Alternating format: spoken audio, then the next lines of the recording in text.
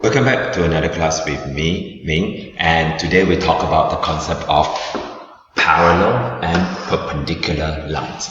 Here I have two lines. The blue line is called L1 and the red line is called L2. These two lines, if you look at that, you will see that geometrically these two lines are parallel to each other. So we say L1 is parallel to L2. What does it parallel means? Parallel means that L1 and L2 have the same gradient. That is, M1 here is the same as M2, right? So here you may want to pause the video, show that the gradient of line L1 and L2 are exactly the same.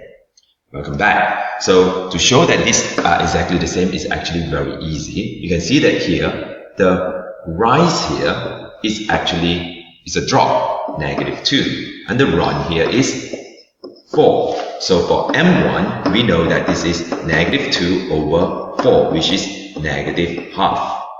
And for M2, well, the drop now is 4 units. This is 4 here, so it's a drop of 4 units, and then a run of 8 units. Here is 8.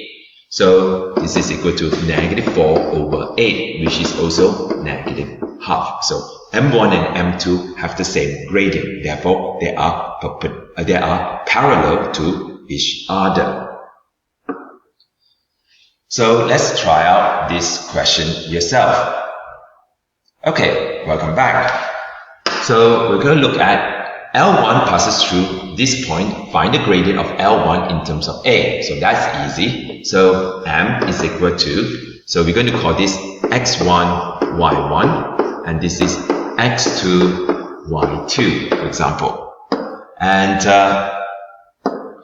so we have Y2 minus Y1 over X2 minus X1.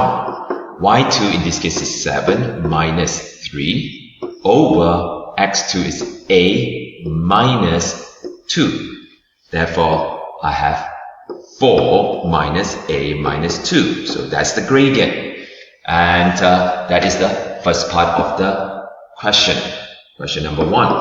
And for question number 2, it says that L1 and L2 are parallel to each other. That means M2 in this case, right, is also going to be 4 over A minus 2.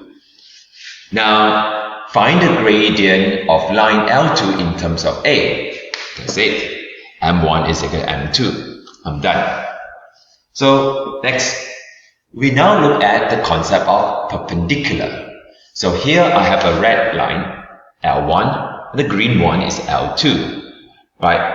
These are supposed to be perpendicular to each other. We can use this protractor to actually measure it. And you can see that this is 90 degrees to each other. So they are perpendicular.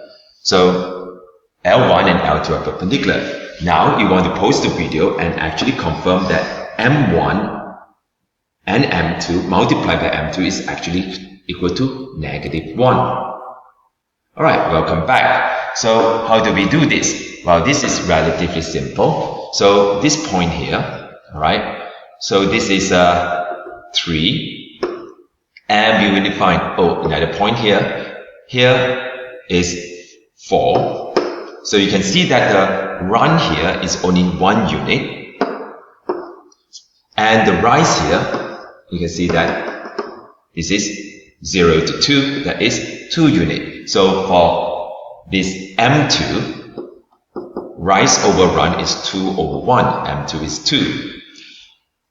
And for L1, here is 0, 4, and the drop here is -2. And the run here is from here to there, so it's 2 unit and 3 unit and 4 units. So here is 4. So is M1 is going to be rise is -2, that is a drop of 2 units and a run of 4 units. So it's going to be -half. So if you have M1 times M2, then we will have 2 times -half. When you have a negative sign, please use a bracket. Then you will see that the answer here is -1, as confirmed. So this is something that you need to remember. If two lines are perpendicular to each other, then the product of their gradients is equal to -1.